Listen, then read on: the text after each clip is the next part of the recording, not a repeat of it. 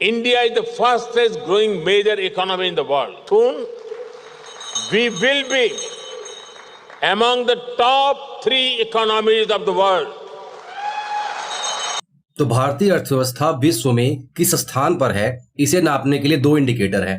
पहला है जीडीपी, दूसरा है परचेजिंग पावर पैरिटी, जिसकी हिंदी होती है क्रय शक्ति समता। तो अगर जीडीपी के आधार पर देखें तो हमारी अर्थव्यवस्था चौथे स्थान पर है, यानी हमने जापान को पीछे छोड़ दिया और हम 5वें से चौथे नंबर पे आ गए। तो अभी पहले नंबर पे जीडीपी के आधार पे यूएसए है, संयुक्त राष्ट्र अमेरिका, फिर चाइना, फिर जर्मनी, उसके बाद चौथा है इंडिया। और कहा जा रहा है जल्द ही, जैसा कि मोदी जी भी कह रहे हैं कि जल्द ही हम तीसरे नंबर पे आ सकते हैं। ठीक है, परचेजिंग पावर पैरिटी के आधार पे बात करेंगे तो हम ऑलरेडी तीसरे नंबर पे हैं। आगे बढ़ते हैं और जानते हैं जीडीपी क्या होती है।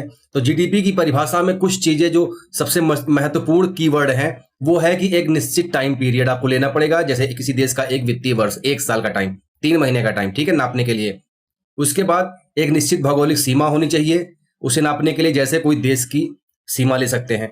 उसके बाद वहां पे जितनी भी वस्तु और सेवाएं अंतिम रूप से बन के बिक रही हैं, तो जिस मूल्य पे, मतलब सारी वस्तु और सेवाओं का अंतिम मूल्य, ये इसके कीवर्ड हो गए। तो परिभाषा क्या होगी? निश्चित समय में किसी देश के भौगोलिक सीमा के अंदर उत्पादित कुल वस्तु एवं सेवाओं का अंतिम मूल्य क्या कहलाएगा? उस देश की जीडीपी कहलाएगा। ठीक है, आंकड़ों की बात करें अगर, तो कैसे पता चलेगा कि कौन सी अर्थव्यवस्था पूरे विश्व में किस नंबर पे है? तो इसके लिए आईएमएफ यानी इंटरनेशनल मॉनेटरी फंड, विश्व नहीं होगा, ये होगा अंतरराष्ट्रीय, ये ध्यान रखना, अंतरराष्ट्रीय होगा। तो अंतरराष्ट्रीय मुद्रा कोष एक रिपोर्ट निकालती है जिसे कहते हैं वर्ल्ड इकोनॉमिक आउटलुक, यानी विश्व आर्थिक आउटलुक। ये रिपोर्ट कौन निकालता है? आईएमएफ, अंतरराष्ट्रीय मुद्रा कोष, इंटरनेशनल मॉनेटरी फंड। और इसी के आधार पे हमें पता चलता है कि जीडीपी के आधार पे कौन से देश का क्या स्थान है। तो भारत का स्थान चौथा है। बात करें आईएमएफ की, तो आईएमएफ की स्थापना हुआ था 1944 में। अमेरिका में क्या हुआ था? वहां पे एक ब्रिटेन वुड्स नामक एक कॉन्फ्रेंस हुई थी।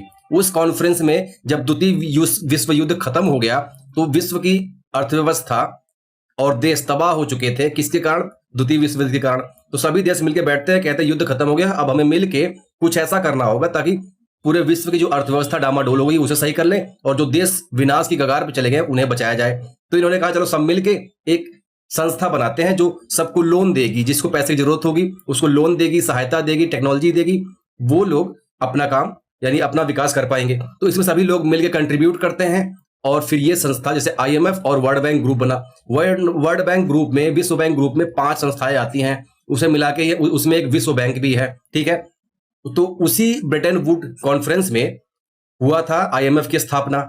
आईएमएफ की स्थापना 1940 में हुआ था, लेकिन इसने अपना काम करना 1945 में शुरू किया। अगर इसके हेडक्वार्टर की बात करेंगे तो यह है वॉशिंगटन डीसी में, जो संयुक्त राष्ट्र अमेरिका की राजधानी है। इसके मेंबर सदस्यों की बात करेंगे तो इसमें लगभग 190 सदस्य हैं। ठीक है मोदी जी आगे। The World Bank has noted that India has lifted over 250 million people above extreme poverty in the last decade. Okay, तो विश्व बैंक के अनुसार लगभग 269 मिलियन लोग एक्सट्रीम गरीबी से बाहर आए हैं। जैसा कि हमारे मोदी जी भी कह रहे हैं कि 250 से ज्यादा लोग चरम गरीबी, ये ध्यान रखना, गरीबी नहीं चरम गरीबी। चरम गरीबी का मतलब ऐसे लोग जिनके पास खाने पीने की भी व्यवस्था नहीं थी। 250 मिलियन लोग से ज्यादा लोग पॉवर्टी से, एक्सट्रीम पॉवर्टी से बाहर आए हैं। यह कैसे पता चला? तो विश्व बैंक की जो रिपोर्ट है, कौन सी रिपोर्ट है? Poverty and inequality platform, PPIP।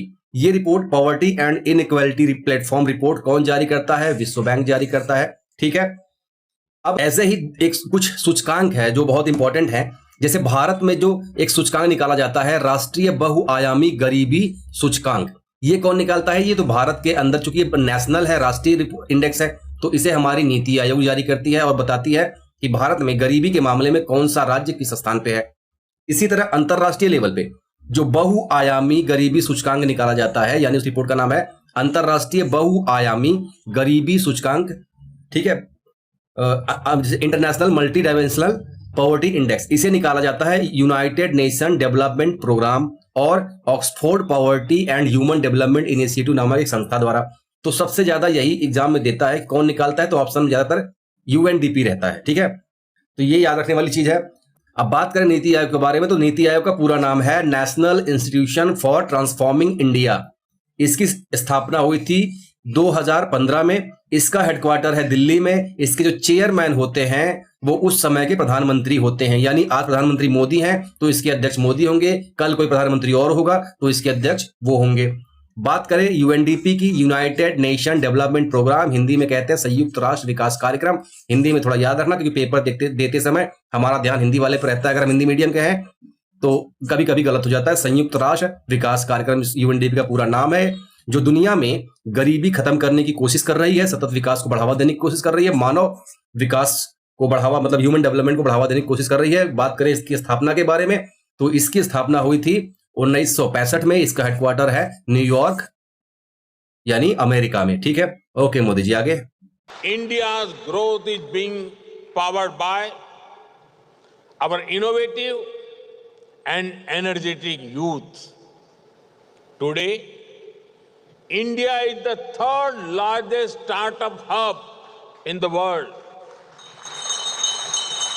Nearly half of these startups also have women as director. Nearly 120 startups have got unicorn status. ठीक है, स्टार्टअप इंडिया की शुरुआत हुई थी 2016 में। जनवरी 2016 में स्टार्टअप इंडिया कार्यक्रम की शुरुआत हुई थी। ये किस मिनिस्ट्री के अंतर्गत आता है, तो ये आता है कॉमर्स एंड इंडस्ट्री मिनिस्ट्री के अंदर, यानी वाणिज्यिक मंत्रालय के अंतर्गत आता है। कौन? Startup India. वाणिज्यिक मंत्रालय के अंतर्गत इसका कार्यभार कौन देखता है, तो एक डिपार्टमेंट है, एक विभाग है जिसको DPIIT कहते हैं। इसका पूरा नाम हम आगे बता देंगे आपको। इस स्टार्टअप इंडिया का जो उद्देश्य है वो है कि भारत को जॉब सीकर से जॉब क्रिएटर बनाना, यानी जो लोग भारत में जॉब मांगते हैं, ठीक है, अब उनको ऐसा बनाना है कि वो जॉब देने वाले बन जाएं। भारत का स्थान अगर बात करें स्टार्टअप्स में, कि भारत में जो स्टार्टअप्स खुल रहे हैं पूरी दुनिया में, उसमें भारत किस स्थान पे है, तो भारत तीसरे स्थान पे है। सबसे ज्यादा स्टार्टअप्स अमेरिका में है, उसके बाद चीन में है, फिर हमारे भारत में है। ये हमें पता कैसे चला कि भारत का स्थान कौन से नंबर पे है, तो एक रिपोर्ट निकाली जाती है किसके द्वारा, स्टार्टअप जीनोम के द्वारा। स्टार्टअप से संबंधित जो रिपोर्ट निकालती है वो है स्टार्टअप जीनोम। एक संस्था और है वीपो, वर्ल्ड इंटेलेक्चुअल प्रॉपर्टी ऑर्गेनाइजेशन, वो भी एक इंडेक्स निकालती है। इसलिए ये ध्यान रखना जब रिपोर्ट की बात आएगी, उस रिपोर्ट का नाम होगा global startup ecosystem report. Report जो निकालती है उसका नाम है, उस संस्था का नाम है स्टार्टअप जीनोम। ठीक है, स्टार्टअप जीनोम।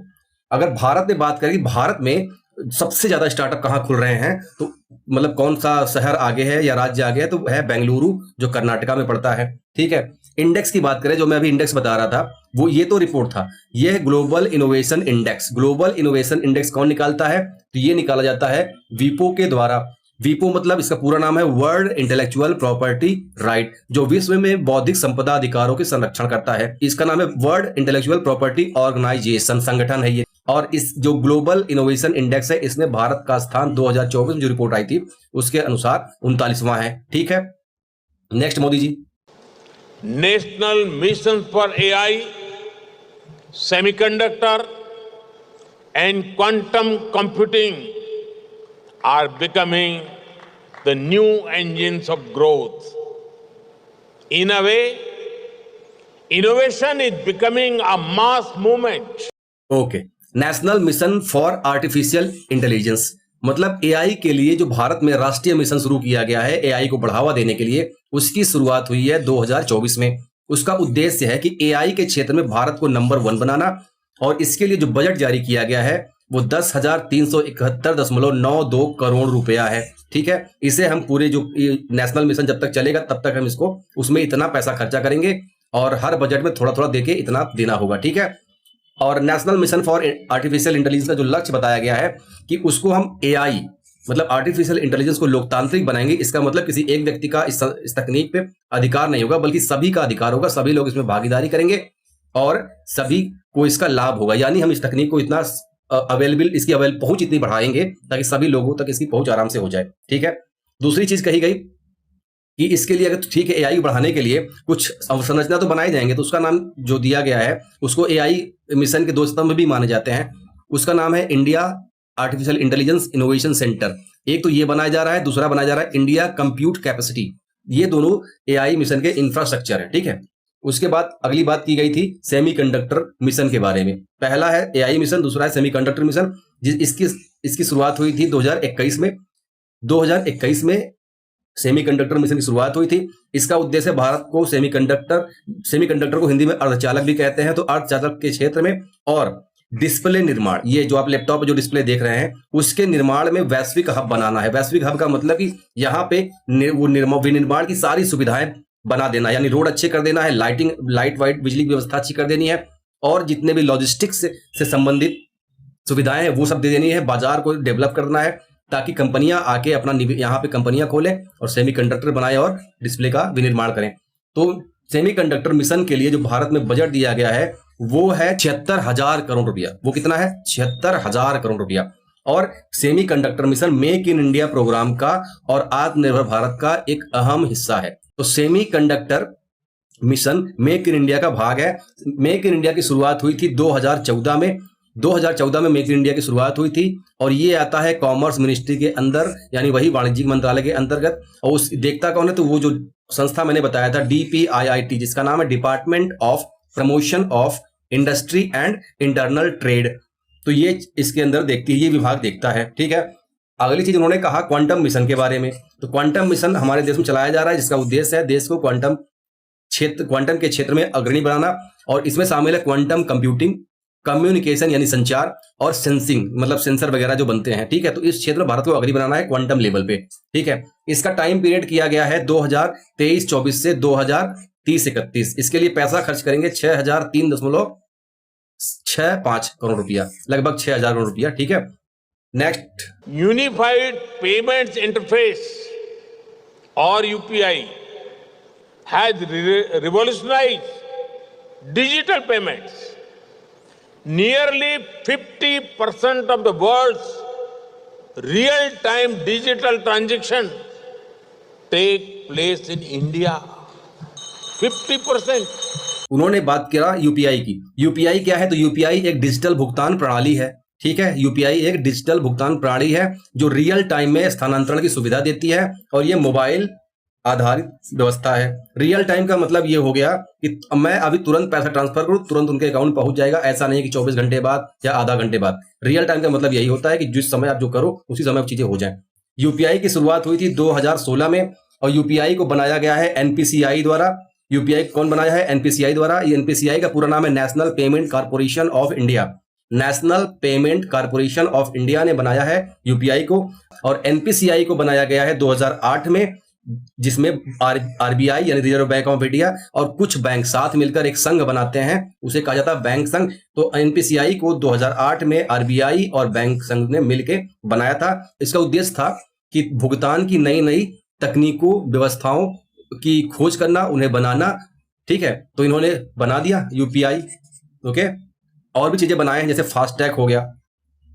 फास्टैग आप गाड़ी वाड़ी लेके जाते हो, सीधे कट जाता है। तो ये सब काम जो भी टेक्नोलॉजी या व्यवस्था बनाया गया वो एनपीसीआई के द्वारा ही बनाया गया है। पेमेंट से संबंधित जितने भी डिजिटल पेमेंट सिस्टम है जो आसान वाले, मैं आरटीजीएस और निफ्ट की बात नहीं कर रहा, वो आरबीआई के द्वारा बनाए गए हैं, ठीक है। मैं डिजिटल पेमेंट की बात कर रहा, जो आसानी से आज आप लोग कर ले रहे हो ना, बिल पे कर ले रहे हो, टोल टैक्स दे ले रहे हो, यूपीआई से पेमेंट कर ले रहे हो। तो ये सब सारी सुविधाएं एनपीसीआई की हैं, ठीक है। ओके मोदी जी, धन्यवाद। I congratulate Trinidad and Tobago for being the first country in the region to adopt UPI.